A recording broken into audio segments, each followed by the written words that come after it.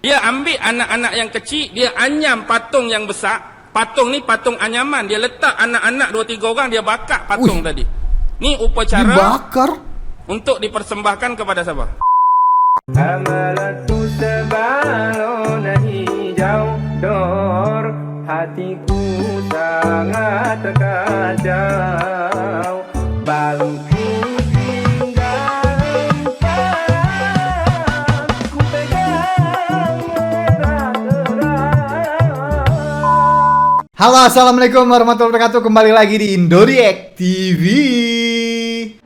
Oke, hari ini kita lanjutkan melihat konspirasi lagi ya guys ya. Melihat konspirasi teori dari Ustadz Auni Muhammad. Kemarin itu aku sempat reaction ceramah Ustadz Auni Muhammad yang berkaitan tentang Ratu Inggris itu ya guys ya. Ratu Inggris itu apakah benar keturunan langsung dari Firaun gitu kan ya. Dan ternyata masih ada satu lagi video sambungannya, itu ternyata part 1 guys. Jadi part 2 nya sekarang kita akan reaction dan kita akan kaji bersama-sama, kita akan lihat bersama-sama. Karena aku juga masih penasaran sambungan dari video tersebut, pasti lebih banyak lagi penjelasan dari Ustadz Auni Muhammad yang bisa kita serap ilmunya ya. Dan seperti biasa ini videonya panjang banget, 45 menit. Jadi siapkanlah cemilan ya, makanan ya, snack ya, karena ini panjang banget guys, 45 menit ya. Jadi ini videonya dari Relax TV. Aku mohon izin Abang Relax TV ya untuk melihat videonya dan berkongsi ilmu untuk subscribersku, untuk penontonku yang belum melihat ceramah Ustadz Auni yang satu ini ya. So, langsung aja kita lihat deh ya video yang satu ini dari Relax TV, ceramah Ustadz Auni Muhammad bagian kedua tentang Illuminati, Freemason dan Secret Society. Yuk, Indoriek. Oke, ini dia Relax TV. Relax TV ya guys ya. Present Yahudi, Templar dan Freemason. Waduh, ini berat ini guys. Kita tahu pernah diturunkan apa yang dinamakan suhuf kepada Nabi Adam. Suhuf. Pernah diturunkan apa yang dinamakan suhuf kepada Nabi Idris alaihi salam. 30 Apa suhuf yang diturunkan. dinamakan suhuf kepada Nabi Syis alaihi salam. Syit. Apa yang Oke. dinamakan suhuf kepada Nabi Ibrahim alaihi salam. Oke. Dan pelengkap kepada suhuf-suhuf tersebut, Allah menurunkan 4 buah kitab, yaitu Taurat menerusi Nabi Allah Musa, Zabur menerusi Nabi Allah Daud, Injil menerusi Nabi Allah Isa, dan Al-Quran sebagai pelengkap kepada semua suhuf dan kitab tersebut kepada Nabi Muhammad sallallahu alaihi wasallam. Baik, pada malam ini telusuran awal kita ialah berkenaan dengan kitab Taurat. Dan kita tahu secara pasti Taurat diturunkan kepada Nabi Allah Musa alaihi salam. Ya. Hari ini dalam pegangan orang-orang Yahudi, kitab Ibrani ini, Ibrani merujuk kepada orang-orang Yahudi. Kitab Ibrani hari ini dipanggil sebagai Tanakh. Jadi Tanakh. bila kita dah tahu Tanakh ini sebagai foundation dia, Tanakh ini sebagai sumber dan asas, bawah pada Tanakh ada 24 buah kitab yang terdiri daripada 3 komponen. Yang pertama kita sebut tadi Taurat, yang kedua Nevi'im, yang ketiga ialah Ketuvim. Jadi di depan tu ada akronim-akronim penting macam. Oh, jadi ininya ya, apa namanya, tiga kitab ini jadi satu gitu atau gimana sih? Jadi ada banyak kitabnya gitu ya? Kurang paham aku guys. Taurah dimulakan dengan huruf ta ataupun ti. Nevi'im dimulakan dengan huruf nun ataupun N. Dan yang terakhir Ketuvim berakhir dengan huruf K ataupun Kaf. Jadi digabung jadi Tanakh. Nun Kaf itulah yang membentuk perkataan Tanakh iya. Tu. Oke. Jadi istilah Tanakh tu akronim daripada 3 komponen tadi. 3 komponen. Baik, bila sebut tentang Taurat, merujuk kepada Taurat Nabi Musa, atau juga disebut Taurat 5, atau juga disebut Pentateuch. Apalagi dalam tu ada 5 benda penting. Sebab tu dipanggil Taurat 5. Inilah yang kita belajar dalam kitab Bible Perjanjian Lama. Ada the book of Genesis, ada the book of Exodus, ada the book of Levi, ada the book of Chronicle, dan ada the book of Number. Walaupun demikian, kita harus memahami Taurat sebelum ini ditafsirkan oleh ulama-ulama ataupun Rabbaini daripada Yahudi selepas pada kewafatan Nabi Musa dan Nabi Harun. Okey. Mereka menuturkan secara turun-temurun secara lisan. Jadi lisan itu kita nak dapat di mana? Tak akan dapat kecuali telah disadurkan kepada ulama-ulama yang menjadi murid mereka. Jadi sebab itulah Taurat yang 5 dipanggil undang-undang bertulis ataupun Taurat yang bertulis. Okey. Yang mana Taurat lisannya? Yang Taurat lisan, yang inilah yang kita panggil sebagai Talmud. Okey. Kalau Yahudi sebut Taurat Syebiktaf, dia merujuk kepada Taurat 5, Taurat Musa. Kalau dia kata Taurat Syebi'al-Pal, Taurat Syebi'al-Pal ni merujuk kepada kitab Talmud. Talmud. Talmud sebenarnya ialah pentafsiran kepada kitab Taurat. Tetapi kita harus memahami latar belakang sejarah. Bagaimana Talmud ini berpunca. Talmud ini terhasil sewaktu adanya Talmud di Palestin. Okey. Ataupun Talmud Baitul Maqdis. Tetapi bila berlaku serangan besar-besaran kerajaan Babylon dulu kepada kerajaan Judah. Kita tahu kerajaan Judah dulu terbahagi kepada dua, walaupun semuanya adalah 12 keturunan anak Nabi Yaqub alaihi salam. Ada dahulu kerajaan Israel, ada dahulu kerajaan Yahudi.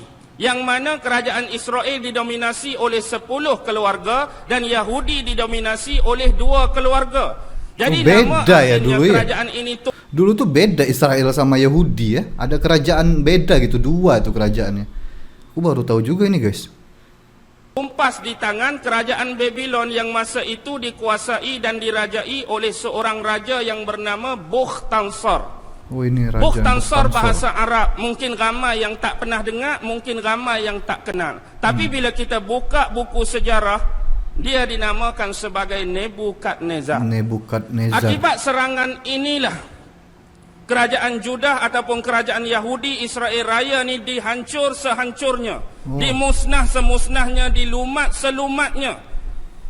Inilah nasib yang pernah diterima oleh bangsa Yahudi dahulu akibat penyelewengan dan pengkhianatan yang telah mereka lakukan terhadap kitab-kitab Allah, yang telah mereka melakukan terhadap para pemimpin daripada kalangan utusan nabi-nabi dan rasul yang terdahulu. Dan akibat dibawa sebahagian besar 80 orang Rabbaini yang paling alim di kalangan bangsa Yahudi itu ke mana? Ke Babylon. Lalu atas arahan dan saranan daripada Raja Bukhtansar ini, maka muncullah Talmud yang kedua dipanggil Talmud Babylon. Jadi sekarang ni ada dua bentuk Talmud Beda lagi yang Talmudnya. mentafsirkan kepada kitab Taurat. Satu Talmud Palestin ataupun Talmud Baitul Maqdis. Yang kedua ialah Talmud Babylon. Tetapi Talmud Babylon berlainan. Kerana dia ditafsirkan mengikut cita rasa, otak, akal dan minda manusia. Dia sudah banyak jauh daripada pentafsiran sebenar sebagaimana yang didominasi oleh Talmud Palestin ataupun Baitul Maqdis. Okey, tu tentang Taurat. Kita kembali ke tentang Nevi'im. Nevi'im pula terbahagi kepada dua. Ada Nevi'im Roshinim, ada Nevi'im Aharonim. Nevi'im Roshinim merujuk kepada nabi-nabi awal sampai kepada pemerintahan raja-raja. Ada 4 kitab di bawah Nevi'im Roshinim. Yang pertama ialah kitab Yoshua, ataupun dalam Al-Quran kita sebut Yusha. Yang pimpin, yang teman Nabi Musa alaihi salam bawa ikan dalam kerajaan, bawa ikan dalam bakul, nak pergi cari, nak menuntut ilmu dengan Nabi Khidir. Ya. Sebab pemimpin pertama yang bawa masuk Bani Israel ke dalam bumi Kanaan atau Palestin, inilah dia.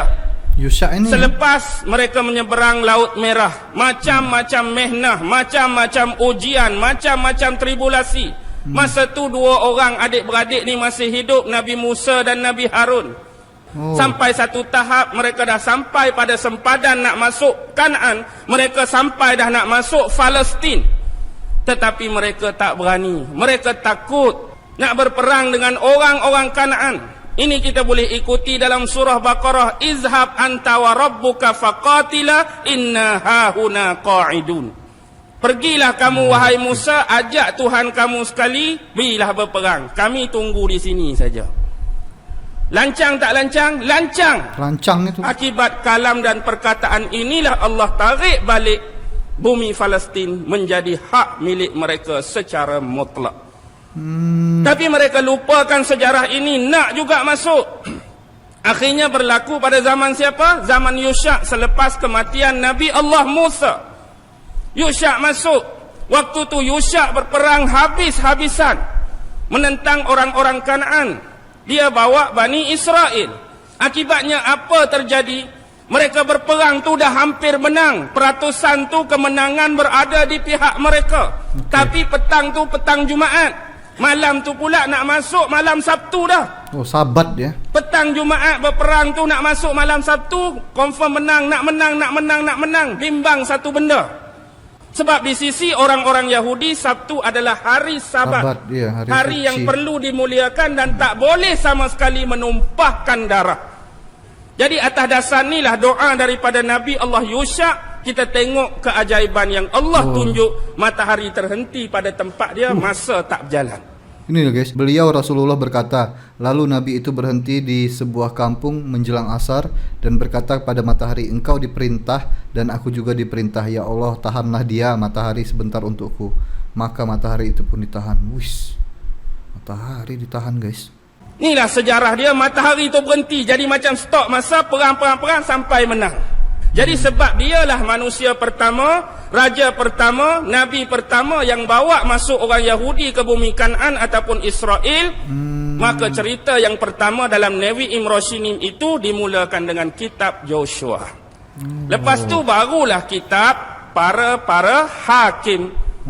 Lepas Joshua meninggal, ada 3 lagi pemimpin. Lepas tu naik para hakim, 12 hakim. 12 hakim ni diambil daripada 12 keturunan Nabi Allah Yaqub lah.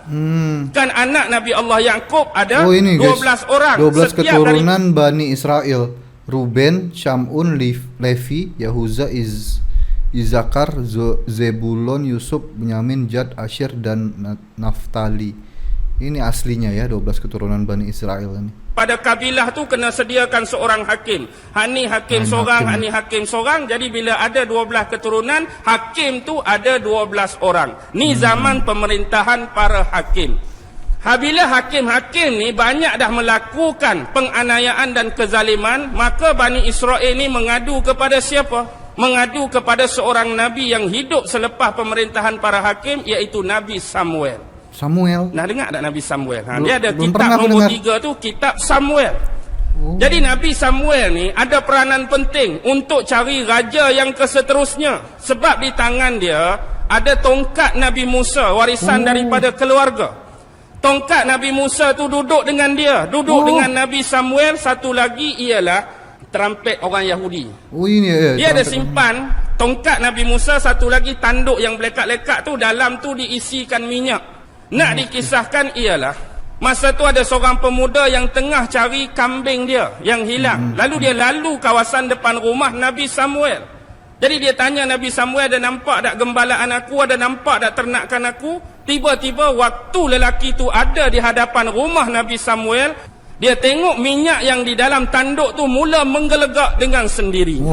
Sebab pesanan daripada nenek moyang sebelum ni nak cari pemimpin yang seterusnya, kalau lelaki tu masuk dalam rumah atau mendekati kawasan ni, minyak dalam tanduk tu akan dia menggelegak. Jadi rajanya. Dia jadi dan pemimpin. Satu lagi, kena ukur tongkat Nabi Musa dengan ketinggian lelaki tadi, dia akan sama. Dia pergi ambil tongkat, ukur dengan orang ni, sama padan. Inilah orang yang dimaksudkan. Siapa lelaki tu? Siapa ni? Ingat dalam Quran, hujung-hujung surah Baqarah, ada peperangan berlangsung antara 2 nama, Tolut dan Jalut. Lelaki tadi, pemuda tadi, figure tadi, personality tadi, Tolut. Jadi Tolut diangkat jadi pemimpin, jadi raja Bani Israel. Masa tu nak lawan Jalut dengan tentera-tentera Goliath dia. Goliath itu ya. Nabi Daud. Jadi kalau di Bible itu Goliath dan apa ya namanya ya?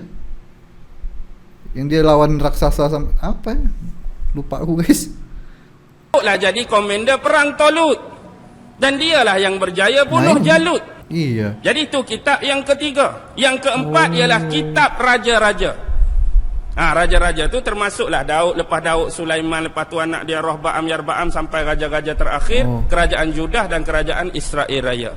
Tu Nevi'im, Roshinim.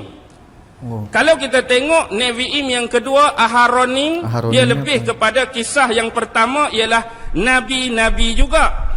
Yang pertama ialah Nabi Yesaya. Kitab yang kedua Nabi Yeremia. Yang ketiga Nabi Yehezkiel.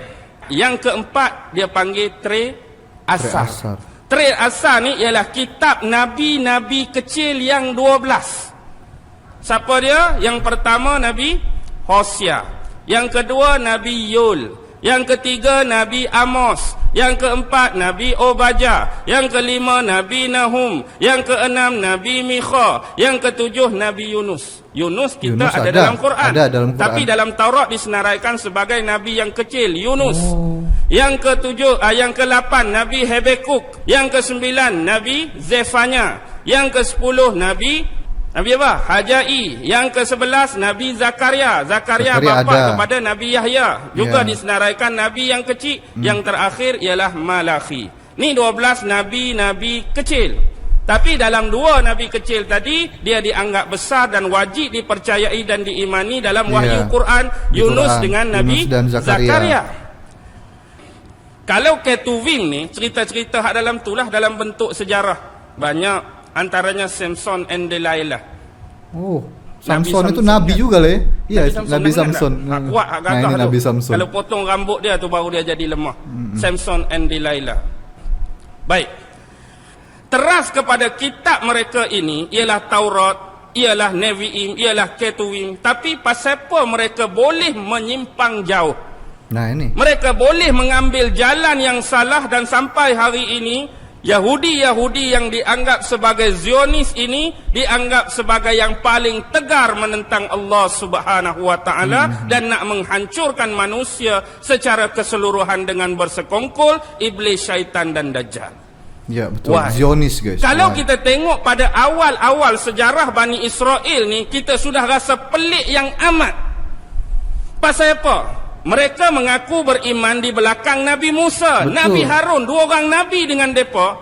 Bila selepas berlaku penyeberangan Laut Merah, Nabi Musa dipanggil oleh Allah bermunajat di atas Bukit Tur Sina. Berapa hari?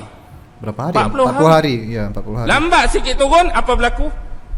Berhala menyembah berhala mereka kan ya, karena Nabi Musa belum turun, mereka nyembah berhala. Wah itu parah itu ya, parah banget. Di depan Nabi Musa mereka pura-pura beriman dengan Allah, tapi di belakang mereka tetap aja nyembah berhala. Musa buat hal. Ingat, Musa zaman tu ada dua orang. Nabi Musa bin Imran bin Qahat bin Azir bin Lewi bin Yakub. Yang ni Musa bin Zafar. Musa bin Zafar itulah dikenali sebagai Musa As-Samiri. Jadi dialah buat apa? Buat patung. Patung apa? Patung lembu. Dan lembu ni dibuat daripada emas. Dan lembu ni boleh bercakap. Jadi bagaimana orang-orang Yahudi Bani Israel yang duduk belakang Nabi Musa boleh terpengaruh dengan dakwah dan penipuan Samiri? Kita Nabi dah lama tinggalkan kita. Nabi dah lama wafat 1400 tahun lebih. Kalau hari ni orang buat kita, depan kita lembu suruh sembah, senang ke payah nak sembah? Payah. Hak Nabi tinggal jauh. Ni Nabi hidup sekali, sembah lembu ni boleh sembah. Pasal apa? Terlampau mudah. Nabi hidup lagi ni, tinggal 40 hari saja. Iya betul, Nabi sebab masih hidup lagi. Waktu berada di bumi Mesir. Pasal apa? Sebab di Mesir masa tu dah berlaku apa yang berlaku di Babylon. Piramid. Babylon tu Namrus. Namrus ni nama betul dia apa? Namrus lah, bin Kan'an bin Kush bin Sam bin Nuh. Dia tu cicit nombor 5 Nabi Nuh baru. Zaman Namrus kita tahu Namrus pakar dalam bidang astronomi, Namrus pakar bidang astrologi, lalu dia menubuhkan ilmu palmistry. Hak 12 tu, Cancer, Gemini, Leo, Sagittarius, dari Namrus ini kan. Tu bukan zaman ni, Namrus lagi. Begitu juga sistem seksagasimal tu. Iya, yang berteraskan nombor asas 660. 60 saat sama dengan 1 minit zaman Namrus lagi. 60 minit sama dengan 1 jam zaman Namrus. 360 darjah simetri. Hak kita nak melukis plan, nak buat peta. Zaman Namrus. Sebab Namrus cukup cekak dalam architecture. Architecture ni lah di kemudian hari dikenali sebagai para stone mason. Stone mason Freemason. bergabung dengan architecture lalu membentuklah apa yang dikatakan sebagai Freemason yang dirasmikan dan disahkan pada awal abad ke-18. Tapi zaman Namrus dia suruh rakyat-rakyat dia sembah apa? Sembah matahari, sembah dewa-dewa. Banyak dewa zaman Namrus. Dialah pencipta awal kuil Marduk. Dialah zaman Babylon juga buat taman tergantung. Kota Nineveh di Assyria Empire tu zaman Namrus juga dibina. Dia mau. Oh Itulah iya, aku kehebatan pernah Namrus. dengar. Tapi Aku pernah dengar ada kayaknya di zaman Namrus ini juga ya, dia mau buat saingan surga gitu di dalam kotanya itu. Jadi kotanya dibikin kayak surga gitu untuk nyaingin surga yang betul gitu. Jadi masalah di Kayaknya kemudian zaman hari ini bila dia. kesombongan berlaku, congkak berlaku, takabur berlaku, dia mengaku jadi Tuhan. Tuhan. Dan paling level pun dia manusia yang menjadi pengantara jambatan dan perhubungan antara manusia dengan Tuhan. Dan watak ini dibawa sampailah kes Nabi Isa. Sebab watak yang akan keluar tu watak seorang manusia yang boleh jadi penghubung antara manusia dengan Tuhan, dan key dia ialah syurga. Tanpa orang ni tak dapat syurga. Zaman Namrus dia dah mula. Tanpa aku kamu tak akan dapat syurga. Jadi akulah Tuhan, dalam masa yang sama akulah yang menghubungkan antara kamu dengan Tuhan. Jadi hiduplah Namrus zaman dia. Isteri dia siapa? Isteri Namrus siapa? Semiramis. Ini apa namanya? Isteri dia tu mak dia. Apa namanya? Namrus kahwin Patung dengan Liberty, mak Patung sendiri. Liberty. Namrus kahwin dengan ibu sendiri. Mak Dialah sendiri. anak, dialah suami kepada Semiramis. Tapi lepas Namrus meninggal, Semiramis tengok apa? Di taman dia, di kebun dia tu ada satu dahan pokok zaitun yang dah reput, yang dah mati. Tiba-tiba keluar satu tunas kecil, tunas baru. Pohon tu dah mati, dahan tu dah mati, ranting tu dah mati, tapi tiba-tiba keluar tunas. Lalu dia dapat idea, dia mengandung. Dia mengandung, tapi tak ada tak ada bapa, tak ada suami. Seolah-olah mengandung sendiri, mengandung magic. Lalu keluarlah seorang anak. Anak tu Ninus pun orang panggil, Tammuz pun orang panggil. Tammuz, Ninus. Tammuzi satu lagi. Ninus pun dia, Tammuz pun dia, Tammuzi pun dia. Jadi bagi Semiramis dia menganggap Tammuzi itu adalah reincarnation, pengembalian semula Namrus ke dunia. Hakikatnya anak ni nama Tammuz, tapi roh duk dalam tu roh Namrus. Sebab itulah sebelum anak ni lahir, pokok zaitun hak tumbuh tadi itu dijadikan sebagai clue dan perlambangan. Kemudian dia letak satu pohon yang dipanggil pohon evergreen. Kemudian setiap kali 25 Disember bangun pagi esok penuh dengan hadiah di pohon evergreen ni. Roh Namrus mari sangkut hadiah pada pohon evergreen. 25 Disember tu tarikh lahir Namrus. Kita sudah lihat kemarin tuh guys ya cerita tentang ini. Ada juga aku sudah reaction tanggal 25 itu Natal itu sebenarnya untuk memperingati Namrus guys. Lepas tu keluarlah dipanggil keluarga Tuhan. Keluarga Tuhan Namrus, Trinity Babylon. Semiramis dan Tammuz tadi. Trinity bermula di sini lagi. Dari sini Trinity itu bermula. Ada Tuhan Bapa, ada perempuan, ada anak. Roh Kudus, iya betul. Dan hari ini Semiramis ada di mana-mana. Nak tengok Semiramis? New York. Nah, ini Statue Semiramis. of Liberty. Tahu dah obor tu? Obor. Hujung obor tu ada apa? Ada api. Api itulah menggambarkan roh Namrus yang masih tetap hidup sampai hari ini. Sebab dulu dia memerintah Babylon lama, sama persis, dan hari guys. ini Babylon. Ini Semiramis ya. Tuh, mahkotanya sama mahkotanya Liberty sama persis. Babylon baru adalah Amerika. Babylon baru. Sebab tu sistem seksagasimal, sistem nombor 660 tu ditukar kepada sistem 1. Tengok pada kod duit $1, MDCCLXXVI tu. Faham ke tak tu? Hak itulah perlambangan pertukaran. Seksagesimal ke sentasimal tu lah. Tahun tu, kod tu keluar nombor 1776. 1776 ialah tahun Amerika merdeka. Illuminati pun Ditubuhkan. 1 hari bulan Mei 1776. Nasib baik Illuminati tubuh 1 bulan Mei. Kita dapat juga cuti dah. Tahu dah. Cuti Illuminati tu, anda guys. bekerja sekarang.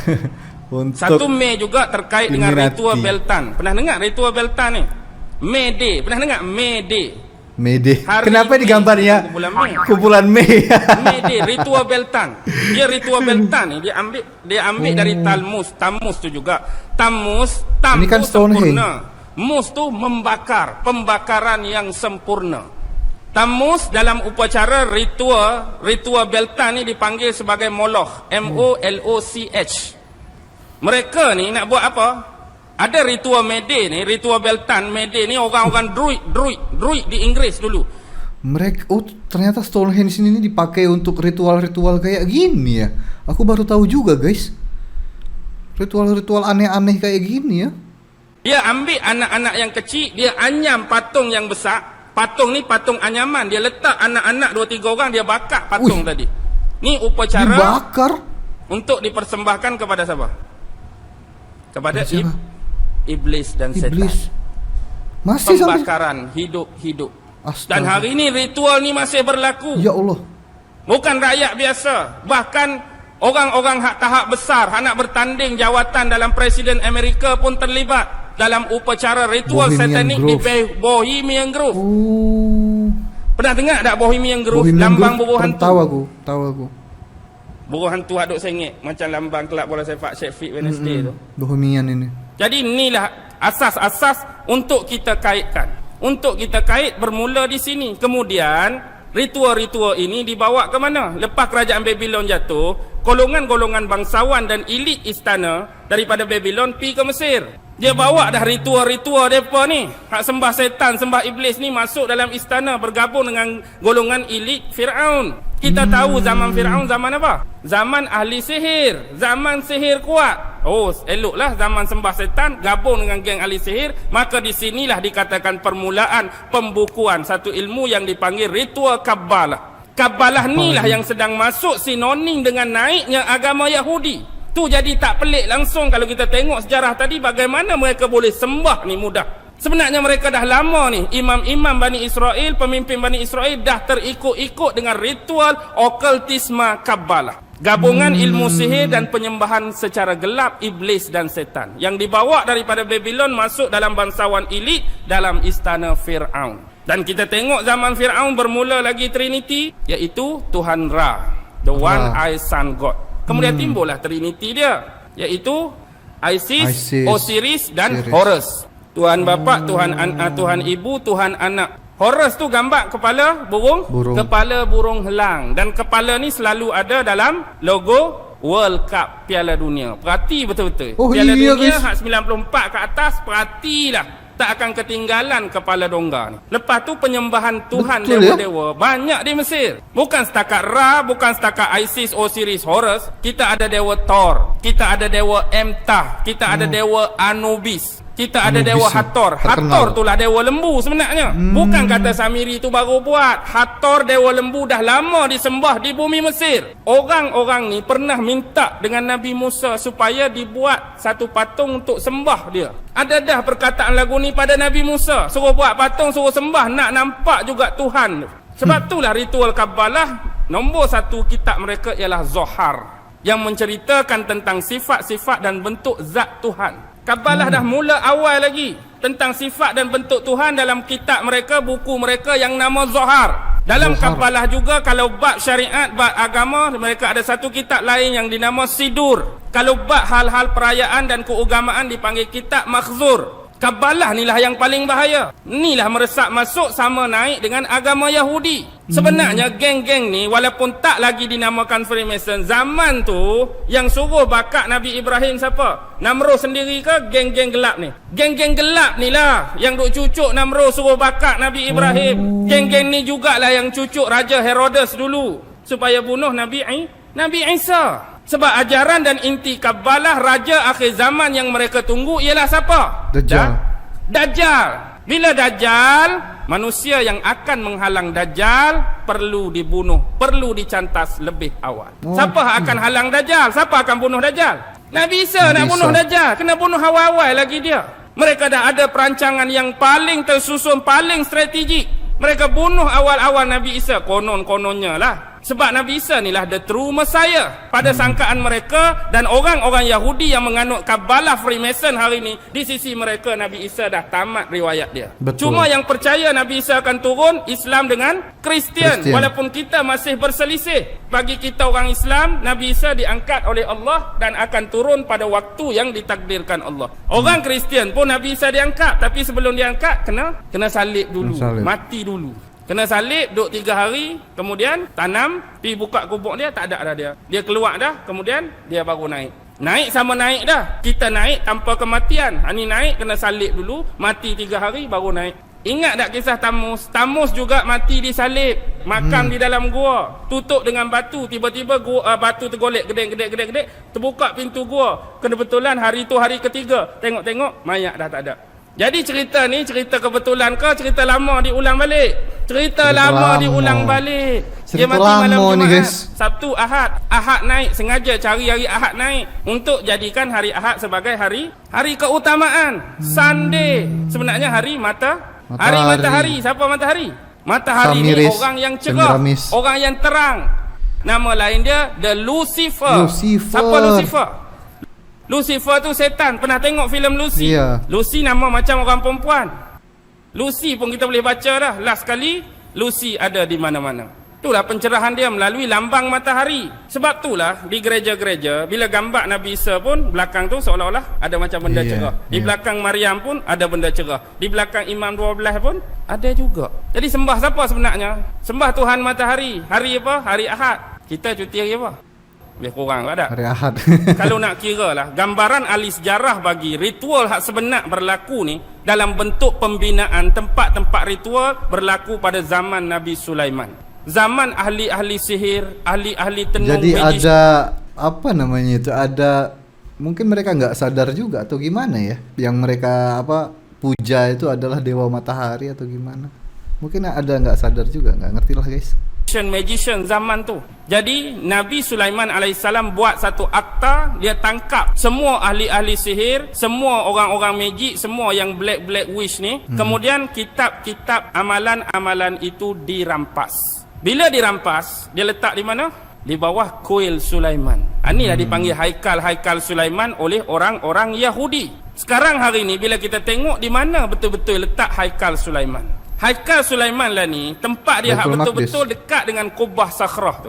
Dikatakan di situlah adanya kuil Sulaiman dulu. Wallahu alam lah hak sebenar. Itulah dakwaan mereka. Sebab hari ni tiap-tiap hari mereka duk korek, duk gali, duk buat terowong bawah Masjidil Aqsa tu. Tapi sebenarnya tujuan dia nak meruntuhkan tapak yang lama ni, nak bangunkan Haikal Sulaiman buat kali yang kedua. Untuk menunggu raja akhir zaman mereka memerintah dunia daripada bumi Israel, iaitu Dajjal. Sekarang bibit-bibit bunga api itu sudah ada. Sudah ada dah. Mereka mula nak mengalihkan pusat pemerintahan mereka ke arah bumi Israel. Nampak tak? Asas-asas dia nak bina, buka dalam Bible King and the Chronicles. King and the Chronicles tu ada watak cerita Nabi Sulaiman. Ada watak Raja Hiram, Raja Tyre yang supply barang-barang untuk buat Haikal Sulaiman dulu, terutama kayu kayan. Lepas tu Adoniram. Adoniram ni juga watak penting yang berhubung kait dengan Haikal Sulaiman dan pengasas Freemason. Bukan pengasas abad ke-18, asas-asas ritual hak duk buat zaman kuil Sulaiman tu ada keterlibatan dengan nama Adoniram ni. Baik, kembali kalau kita tengok, permulaannya nak jadi asas ni ialah bermula pada Knight Templar. Tahu Knight Templar? Tahu. Bermula perang salib tu, siapa pengasas perang salib? King dia, raja dia, pengasas dia ialah seorang padri yang dipanggil Paus Urban atau Paus Urbanus II. Dialah mencadangkan perang salib ni. Jadi perang salib ni sebenar tak ada dah cintakan kedamaian. tapi dia lebih kepada materialisme. Sebab zaman tu ialah zaman Eropah, zaman Dark Age. Apa Dark Age? Zaman Kegelapan. Zaman kegelapan. Tapi dia duk tengok kekayaan, kemewahan, kemakmuran belah mana? Belah timur kan? Di belah timur. Jadi mereka datang nak jajah, nak rebut balik hasil mahsul tadi, dan yang penting nak dapatkan bumi Palestin yang di dalamnya ada Jerusalem, iaitu Haikal Sulaiman. Jadi dia mengetuai satu konsili ataupun panggil persidangan Claremont. Jadi bermulalah tahun tu tahun 1095. Jadi sepanjang perjalanan ni nak sampai 1095 sampai 1099 baru sampai Jerusalem. 4 tahun tengah jalan ni mereka banyak bantai orang-orang Islam. Mereka bunuh juga sebahagian besar orang-orang Yahudi. Bila ini berlaku 1099 baru sampai Jerusalem. Kepung pula 5 minggu. Akhirnya minggu yang kelima mereka berjaya pecah masuk. Dan inilah berlaku peristiwa paling sadis, paling menyayat hati dalam sejarah. 2 hari saja mereka jarah, 2 hari saja mereka rata, hampir 40,000 Muslim mati terkorban. Ya Allah. Juga sekali dengan manusia-manusia bangsa Turki dan Saraken. Mereka rampah Jerusalem dan mereka melakukan kezaliman dan penganiayaan ini. Sampailah 20 tahun kemudian, pada tahun 1118, 2 ksatria daripada Perancis, Hugh de Payens dengan Godfrey de Saint-Omer, menubuhkan Knight Templar secara Godfrey betul-betul dianggotai oleh 9 yang lain. Mereka ni asalnya Knight Templar ni ialah tentera-tentera miskin yang percayakan Jesus Christ dan kuil Sulaiman. Tapi akhirnya sebab material tadi mereka jadi kaya. Mereka buat apa? Mereka kau untung melalui peziarah-peziarah Kristian yang datang daripada Eropah yang nak melawat bumi Palestin, terutama nak pergi dekat kuil ataupun Haikal Sulaiman tadi. Jadi bila tanah ni mereka dah jarah, orang-orang Eropah boleh datang sesuka hati. Jadi penziarah-penziarah Kristian terutama yang datang nak ziarah tempat ni, mereka buat satu sistem yang dipanggil credit and check. Hampir-hampir nak menyamai sistem perbankan sekarang. Dia start di sini dah. Kemudian mereka menjalankan urus niaga yang dikatakan pada awal abad-abad tu dikatakan kapitalis dah bermula dengan perniagaan berbasiskan bunga ataupun riba.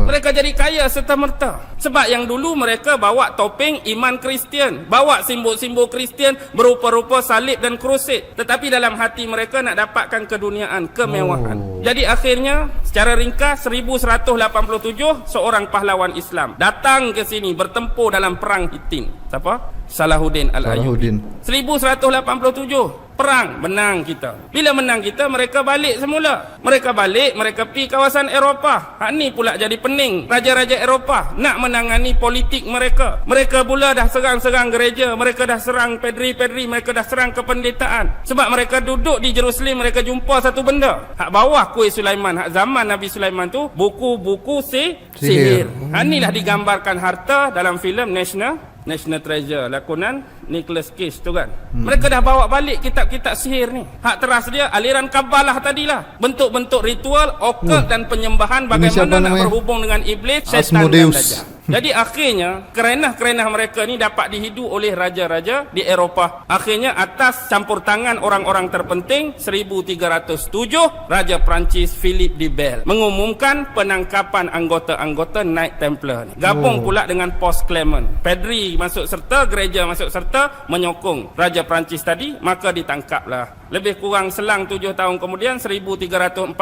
Grand Master dia iaitu Jacques de Molay. Jacques de Molay ni dihukum. Lalu dia mati. Kemudian geng-geng hak lain ditangkap tu dibicarakan. Tapi walaupun demikian hakikatnya ada mereka yang berjaya lolos dan lari. Mereka cari satu-satunya negara di bumi Eropah yang tidak percaya kepada gereja Katolik pada abad tu. Siapa? Negara mana? Scotland. Mereka pergi ke Scotland minta perlindungan. Siapa Raja Scotland masa tu? Robert de Bruce. Robert de Bruce lah lindungi mereka. Akhirnya mereka bergabung dengan siapa? Di sinilah start. Mereka nak bergabung dengan geng-geng hak datang daripada banjaran Kaukasia, banjaran Eurasia, hak keluar daripada tembok-tembok Zulkarnain. Hak keluar daripada tembok-tembok Zulkarnain dah keluar, mereka naik ke arah utara. Kemudian mereka jadi orang-orang Viking. Lalu lama-kelamaan mereka tukar sejarah di sini. Asal mereka bangsa lain, asal mereka Normandy dengan Celtic. Tapi kemudian mereka tukar sejarah, mereka katakan mereka sebagai berbangsa Anglo-Saxon. Mereka jadilah tukang-tukang batu, tukang-tukang pembina. Anglo-Saxon itu ternyata dari apa namanya? Viking ternyata ya. Viking gabung dengan Scotland tadi.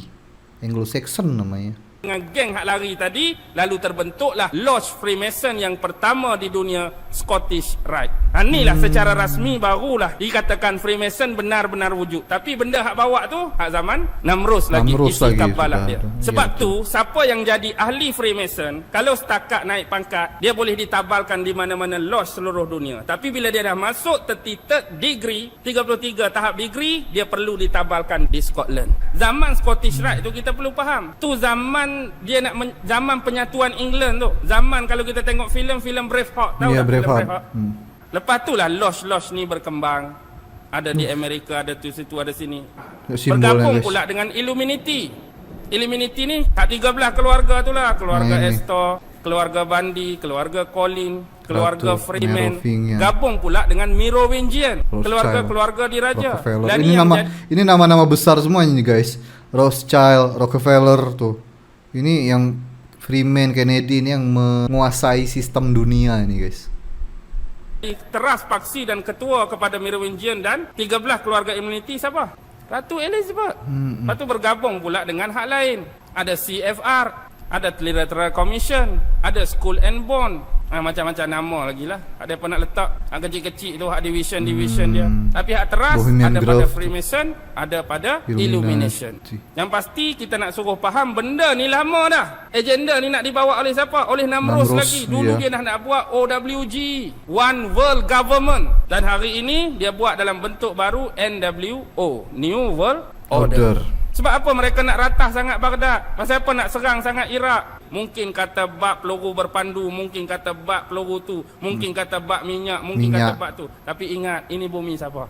Ini bumi nenek moyang dia dulu. Tamadun Babylon ada di sini. Dan hari ini mereka menggunakan sistem-sistem nak menghancurkan setiap agama, menghilangkan hubungan antara manusia dengan Tuhan dia. Sedar ke tak sedar? Faham ke tak faham, perasan ke tak perasan, hari-hari kita sedang CNN, Fox, bagaimana CBC. bentuk dia? 8F. Nombor 1, faith. Dari sudut akidah, ringkas-ringkas. Lepas faith, dia akan dari sudut financing. Hak bank, hak riba, hak apa tu dari sudut keuangan. Yang ketiga, food. Makanan. Dia akan masuk melalui makanan. Hak syubhah pun ada, hak tak halal pun ada, hak haram pun ada. Jadi kita duk makan, kita duk sumbat dalam perut kita. Kadang-kadang kita tak perasan tu tak halal, KFC. itu haram, hak ni syubhah, hak ni tak ketahuan. Yang keempat, biasa orang perempuan pakai lawa-lawa, pakai baju fashion. Fashion dia akan keluar macam-macam, kita pun pakailah juga macam-macam. Tak kira fashion apa. Antara lain ialah filem. Filem macam-macam, mereka serat, mereka punya benda-benda di bawah pengaruh minda bawah sedar. Kemudian ada fiction. Fiction ni dia nak bawa cerita alien lah, UFO. Dia nak start dah. Maksudnya ada makhluk angkasa, ada alien yang boleh berhubung dengan manusia. Dan ada kabar alien ni nak serang dunia. Hakikatnya UFO tu siapa? UFO tu teknologi manusia. Tu teknologi Jerman selepas perang dunia kedua. Manusia tu manusia lah, campuran dengan makhluk-makhluk halus tu lah. Jin ke iblis ke setan ke. Dia boleh buat. Setakat nak merupa tu iblis boleh buat. Merupa sat jadi muka lagu ni, perak-perak tangkap gambar. Hakikatnya lama dah jin iblis ni. Dia masuk dari sudut fiction. Lepas tu dia masuk dari sudut kadang-kadang freedom, kebebasan. Dia marilah kok celah perempuan pula. Kebebasan, nak hak wanita. Wanita mesti sama dengan lelaki. Hak kami mesti disamaratakan. Lepas tu keluar pula LGBT. Tahu LGBT? Apa dia? Alas sekali. Fandom. Fandom ni apa guys? Budaya mengidolakan. Dulu mereka sembah berhala. Dia nak suruh orang Islam sembah berhala, sembah patung, tak boleh dah. Last sekali mereka cipta idola dalam bentuk ahli sukan ke, ahli muzik ke, orang-orang kenamaan, kita pun jadikan idola. Jadi masuk sekarang fandom ini di dinding. Sekarang fandom ini kiblatnya ke Korea ini. Banyak ini fandom Korea ini. Itu pemujaan secara tidak sadar itu. Lionel Messi, tengok di dinding Lady Gaga, tengok di dinding Britney Spears, tengok di dinding tak ada seorang rabuk pun hak Islam. Itu budaya fandom. Tak sembah tapi jadikan mereka tu idola. Penyanyi tu, ahli sukan ni, hak orang, hak kita, hak budak-budak duk minat lah ni. Inilah budaya fandom. Setakat malam ni saya nak bagi yang base, saya nak bagi yang asas, saya nak bagi yang dasar. Nak suruh nampak dulu bagaimana bentuk, tata cara, pergerakan, agenda dan susunan. Sik- Susunan ni sebenarnya dah ada Elit. dalam Book and Chronicle. Nama-nama Elit tadi global. tu mereka dah menggerakkan cara susunan piramid depa. Nah, Atas ini. tu siapa, yang kedua siapa, yang ketiga ke siapa, yang bawah sekali golongan slave. Slave tu siapa? Slave tuh kita lah. Nah ini yang paling atas tuh 13 Illuminati, The Olympians, 300 keluarga paling berkuasa di dunia. 300 keluarga aja deh guys yang paling berkuasa di dunia, apa namanya? Yang mengatur sistem di dunia ini. Nggak sampai 1%. Gila kan ya. Semuanya diatur sama mereka. Gila memang. United Nation tuh, UN, food, media sudah dikontrolnya semua. Kita yang paling bawah ini hamba-hambanya aja. Ya Allah. Mau mengaku pun kena terima hakikat hamba tu ialah kita lah. Hak duk terima kemewahan, hak duk terima untung, hak duk terima duit hari-hari golongan atas tu. Golongan elit. Elit. Golongan tu lah duk perah Elit kita, duk global. zalim kita. Kita nak suruh kenal Freemason tu bukan apa. Sebab kumpulan ni lah yang digelar kumpulan elit sekarang. Hak duk tengah pegang dunia ni masih lagi keturunan yang sama. Keturunan siapa depa ni? Namrus. Rothschild, susu galur dia, nasab dia, salah silah dia sampai pada siapa? Namrus. Hak baki lagi Firaun. Firaun. Golongan yang sama, kumpulan yang sama yang masih memerintah dunia dulu sampai sekarang. Firaun dah mati, tapi kefiraunan tak pernah mati lagi. Betul. Namrus dah mati, kenamruzan pun tak Tak pernah pernah mati mati. lagi. Kefiraunan dan kenamruzan masih lagi memerintah dunia sampai hari ini. Ya Allah. Wah, ada sambungannya bagian ketiga. Oke, terima kasih. Ini dari Relax TV ya guys ya. Wah, gila. Aduh, ini panjang banget, terbuka lagi mata kita. Banyak banget tadi ya. Tadi bab ini guys, bab apa namanya? Bab tentang Talmud dan Taurat tadi itu banyak banget yang aku baru tahu. Aku sampai nggak habis pikir Ustadz Aun ini pengetahuannya tentang hal-hal yang seperti itu gila, luar biasa. Memang luas banget pengetahuan Ustadz Aun Muhammad ya. Banyak lagi ilmu yang bisa kita serap hari ini, dan aku yakin ini videonya bermanfaat juga untuk kalian. Pasti kalian juga banyak yang baru tahu informasi-informasi di dalam sini ya, di dalam video yang kita lihat tadi. Jadi kesimpulannya kita ini sedang dikontrol guys ya, dikontrol oleh elit-elit global yang hanya beberapa keluarga, 300 keluarga aja yang mengontrol kita ya. Kita nggak bisa ngapa-ngapain lagi ya. Sistemnya sudah seperti ini, sudah dijadikan seperti ini, sudah berjalan seperti ini sistem dunia ini kan. Jadi ya kita ngikuti aliran aja ya, pintar-pintar aja kita untuk tidak terjebak, atau pintar-pintar lah kita untuk meminimalisasi hal tersebut. Contohnya kalau kita tahu kalau itu misalnya riba atau ya bertentangan dengan ajaran agama kita, ya kita jauhi yang seperti itu ya guys ya. So, semoga video ini bermanfaat untuk kalian juga, dan insya Allah besok kita lanjutkan lagi reaction untuk ustadz-ustadz yang lainnya. So, stay tune terus di Indodirect TV. Dan itu aja untuk video kalian, cukup sampai di sini aja. Sampai ketemu lagi selanjutnya. Terima kasih untuk teman-teman yang sudah menonton video ini. Terima kasih untuk teman-teman yang sudah subscribe support channel ini. Dan akhir kata, peace, love, and respect for Indonesia. Ciao. Sayonara, sayonara, sampai berjumpa lagi.